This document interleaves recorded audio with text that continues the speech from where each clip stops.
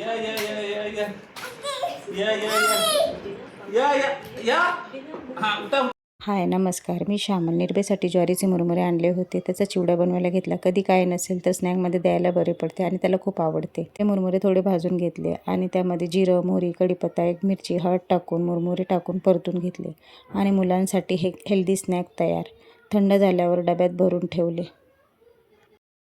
आज पहिल्यांदाच निर्भय स्वतः चालत होता. थोडं हात सोडून चालायचा, पण तेवढं नाही. आज व्यवस्थित चालत होता. ते बघून खूप छान वाटले आणि स्वतः पडून उभं राहून चालायचा प्रयत्न करत होता. त्याला पण मजा वाटत होती. दुपारी फरशी पुसायला घेतली. एकदा मॉपने आणि एकदा हाताने असेच पुसते, कारण मला असं वाटतं मॉपने तेवढे क्लीन होत नाही.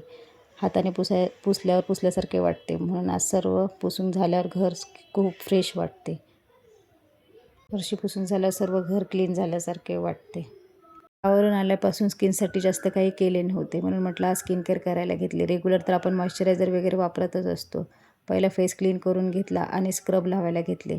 जास्त काही नाही. स्किनसाठी मी फक्त face pack, peel of mask, scrub वगैरे वापरत असते. सर्कल पण खूप वाढत आहे, त्यावर पण काही उपाय करावे लागतील. यावर्षी स्वतःला पण वेळ देणार आहे, हे मी ठरवले आहे. संध्याकाळी मैत्रीण कामावरून आल्यावर तिच्याकडे चहा आणि चिवड्याचा आनंद घेतला. मस्त अशी हवा येत होती. निर्भयची पण मजा चालली होती. रात्री बिग बॉस बघत भाजी नीट करायला घेतली.